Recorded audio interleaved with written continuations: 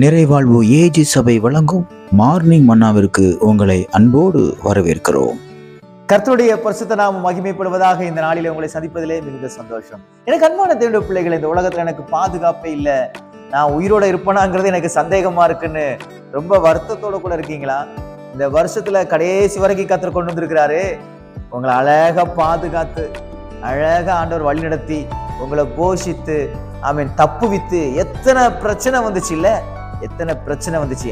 ஆனாலும் கர்த்தர் நம்மை மரணத்துக்கு ஒப்பு கொடுக்காதபடி, கர்த்தர் நம்மை வியாதிக்கு ஒப்பு கொடுக்காதபடி, கர்த்தர் நம்மை தீங்குக்கு ஒப்பு கொடுக்காதபடி, கர்த்தர் நம்மை கடன்ல சிக்க விடாதபடி, கர்த்தர் நமக்கு எந்த விதமான பிரச்சனையும் இல்லாதபடிக்கு இன்னைக்கு வரைக்கும் கர்த்தர் பாதுகாத்து வந்திருக்கிறாருன்னா, இனியும் உங்களை பாதுகாப்பார். எனக்கு பாதுகாப்பே இல்லைன்னு நீங்க சொல்லாதீங்க.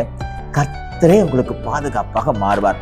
நான் சில நேரத்தில் நீங்க நினைக்கலாம், நான் உயிரோட இருப்பானாங்கிற எனக்கு சந்தேகமா இருக்கு. ஏன்னா எனக்கு இப்ப நடந்துகிட்டு இருக்கிறத பார்த்தா பட்டுன்னு உயிர் போயிருமோ, அப்படியே செத்து போயிருவோனோன்னு பயத்துல இருக்கிறேன்.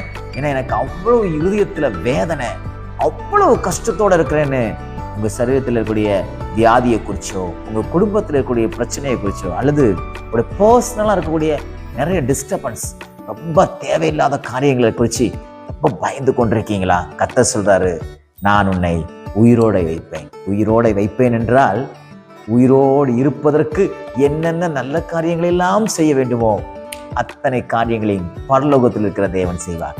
பயப்படாதீங்க, எனக்கு அப்படி இருக்கும் இப்படி இருக்கும் என்று ஒரு நாளும் யோசிக்காதிருங்கள். தேவனுடைய வார்த்தை உங்களுக்கு நேராக கடந்து வருகிறது. அவர் உங்களை உயிரோடை வைப்பார். நம்ம உயிர் எடுக்கிறதுக்கு எத்தனை மனுஷங்க தேவை. அந்த வசனத்தில் அருமையா சொல்லப்பட்டிருக்கிறது, நான் வாசிக்கிறேன் பாருங்கள். பூமியின் அவன் பாக்கியவனாயிருப்பான், அவன் சத்துருக்களின் இஷ்டத்துக்கு நீர் அவனை ஒப்பு கொடுக்க மாட்டீர். கொடீர் என்று சொல்லப்படுது. ஆண்டவர் ஒரு நாளும் உங்க சத்துருக்களுடைய எண்ணங்களுக்கு கர்த்தர் ஒப்பு கொடுக்க மாட்டார். சத்துருக்களுடைய எண்ணங்களுக்கு ஒப்பு கொடுத்தாதான் நீங்க உயிரோடு இருக்கிறது கஷ்டம். ஆனா ஒப்பு கொடுக்க மாட்டேங்கிறாரு. கர்த்தர் உங்களை வாழ வைப்பேன்னு சொல்றாரு. வாழ வைப்பேன் என்று சொன்னால், வாழ்வதற்கு தேவையான எல்லா ஆதாரங்களையும், வாழ்வாதாரங்களை எல்லாவற்றையும் கர்த்தர் பார்த்துக் கொள்வார். எல்லா சூழ்நிலைகளையும் அவர் பார்த்துக் கொள்வார். ரொம்ப போட்டு கஷ்டப்படாதீங்க, வேதனைப்படாதீங்க.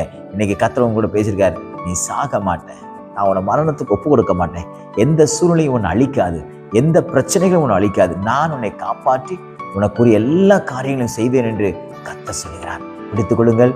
கர்த்தர் நாள் உங்களோடு கூட இருக்கிறார் என்பதை மறந்து விடாதீங்க. உங்களை சுற்றிலும் கர்த்தர் வேலி அடைச்சி உங்க பாதம் கல்லில் இடராபடிக்கு இந்த கரங்கள் அவர் ஏந்தி கொண்டு அப்படிப்பட்ட ஒரு பாதுகாப்பை தேவன் உங்களுக்கு வைத்திருக்கிறார். ஆகையால் எனக்கு பாதுகாப்பு இல்லை, நான் இருப்பனா பிழைப்பனா சாவனா அப்படிங்கிற எல்லாத்தையும் விட்டுட்டு கர்த்தருக்குள்ள மனமகிழ்ச்சியா இருங்க. கர்த்தர் எனக்கு பாதுகாப்பா இருக்கிறார். நான் ஜீவனோடு இருப்பேன், சந்தோஷமாக இருப்பேன், என் வியாதி சுகமாகும், என் பிரச்சனை மாறும், என்னுடைய கவலை எல்லாம் கர்த்தர் மாற்றுவார், என் துக்கங்கள் எல்லாம் கர்த்தர் சந்தோஷமாய் மாற்றுவார் என்று விசுவாசத்தோடு கர்த்தரிடத்தில் காத்திருங்கள். நாள் உங்களுக்கு ஒரு சந்தோஷத்தின் நாளாய், ஜீவனுக்குரிய நாளாய், பாதுகாப்பின் நாளாக தேவன் மாற்றி கொடுப்பாராக. God bless you.